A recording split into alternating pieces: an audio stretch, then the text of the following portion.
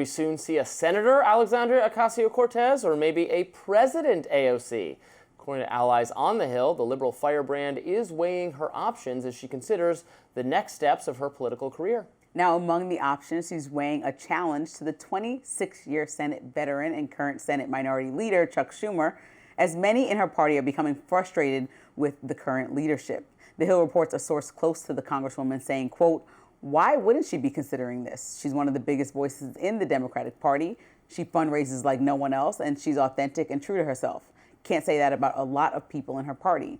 And Democratic strategist Joel Payne, who did not speak with her, adds, quote, "One of her clear advantages is that she offers not only energy and a generational change, but a built-in constituency. Very few people on either side of the aisle can offer that off the gate.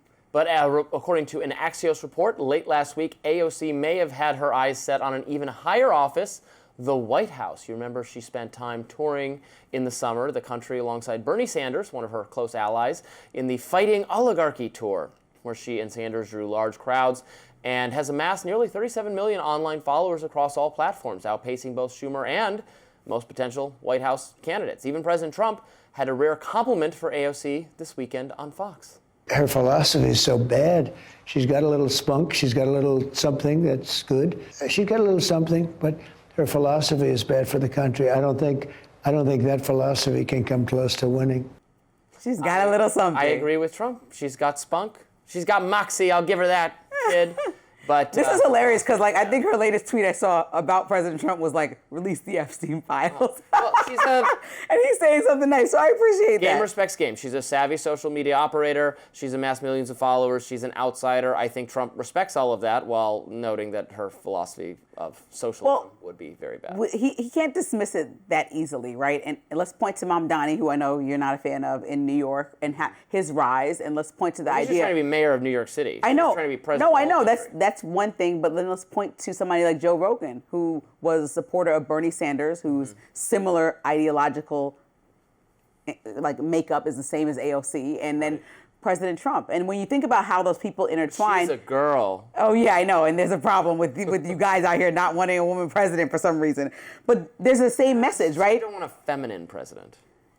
Robbie, just change your words now. He takes that back, guys. He takes that back. So they have an anti-establishment appeal, right? So they're both like, okay, I'm the outsider fighting against the party. You even see in these quotes, people are referring to her as not part of the Democratic establishment. Trump was not part of these guys. He made up MAGA, which is not really Republican, but it is because it's going against all the Republican ideals like conservatism, fiscal conservatism. I can go down that whole slew of things, but that's what Mamdani's doing. He's having an identity for the working class, saying, I hear you, I see you, I'm fighting for you. Trump was doing that on the campaign trail. I hear you, I see you. Let's get back to those wallets, let's get people back to work. He didn't accomplish that, and now here we are in September, but he talked about it on the campaign trail, and it was effective.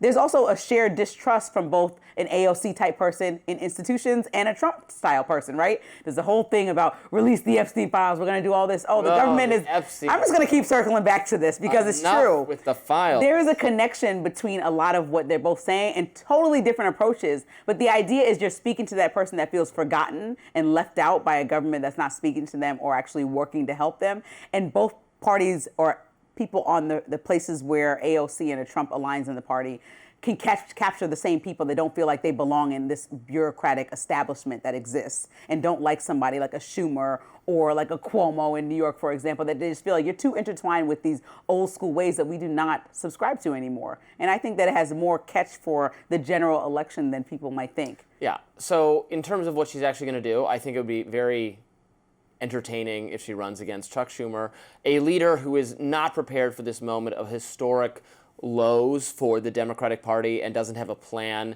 to improve the Democratic Party's image. AOC is better liked and more popular than he is. Just about everyone is. He's an older school political figure. The Democratic Party, its brand is so toxic. It needs to do something to improve itself with how it's perceived by young people. And That's it just true. keeps taking advice from the very elderly. AOC would maybe be an improvement in that regard. I think it would be an interesting race, and she toppled a very senior insider Democratic figure when she ran initially for the House seat, so maybe she could do it again. That would be interesting. It would be kind of fun to watch the establishment falter if she wins. Now, going straight to the presidential race is the other option. The benefit she would have is that she has also a lot of name recognition. Right. She has tons of name recognition because conservatives always portray her as the face of the Democratic Party, which is good for their interests and good for her interests. Right. So, and also she has a coherent ideology where we're like, what does Gavin Newsom really stand for? What does Kamala Harris really stand for? We've been listening to her for years now and she can't articulate it. We know what AOC stands for. She stands for a Bernie-style left progressivism, I would portray as democratic socialism, the very hard left on a variety of issues. And maybe that is the winning message of the Democratic Party. I think it's a terrible message for our country. I don't want these policies, but they might be what the most active and vocal and influential part of the Democratic Party does in fact want. So I think regarding Chuck Schumer... So I wouldn't count her out. Regarding Chuck TLDR. Schumer, we're going to have to watch even the next few months really play out because how he handles this debt ceiling, a lot of Democrats were He's mad about it. He's going to be like, please run for president. Just don't. Yeah, don't skip over my job because a lot of Democrats felt like he's the reason that they caved to Republicans last time. I don't believe that our Congress should allow our country to default or go into debt, or stop.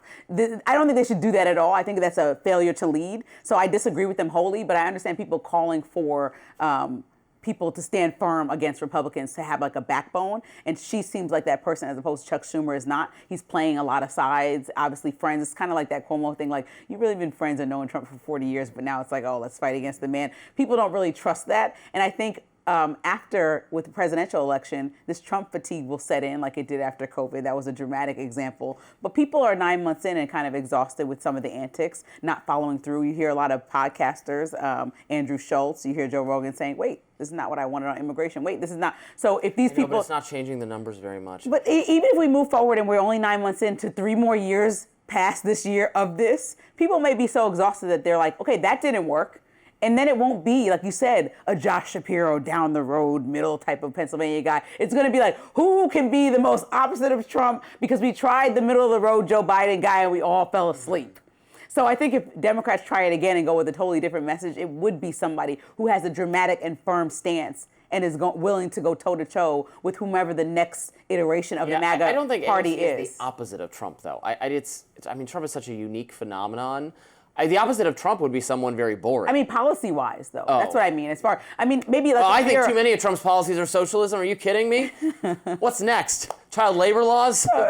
Socialism is coming to this country. She's being a mirror to him. Like, the opposite of him, yes, would be a quiet, meek, like... I mean, like, she's on the other side of the aisle, kind of as passionate as him. I mean, she's actively condescending this man online often the same way he is. She's not trying to be funny. She actually means it, like President Trump means it, which is that whole authenticity piece. So I don't think that she should be counted out. I do think maybe that there is a little bit of a way that she should grow more within Congress before she skips to the presidency. But also, I can't predict how this next 3 years is going to go. And a lot of what I'm seeing and people throwing their name in the hat right now and no plan for the Democratic Party solidified overall, like what the messaging is as a party that's been lost in translation, that concerns me. So the fact that she and Bernie Sanders were on a whole countrywide tour saying firmly what their message is might be a kind of roadmap for Democrats to try to figure out how to get on board with them or provide a counter argument that's going to make people want to vote for you. Because right now, we're just going to be in the same position as last time.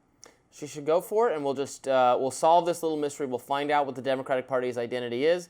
That she won't win or do well, and then we'll know it's still like it purports to be some kind of more centrist party, or she'll do very well for herself, and then we'll know it's just the Socialist Party of America. She and Mom Donnie will be changing things for America, and we'll see how it goes.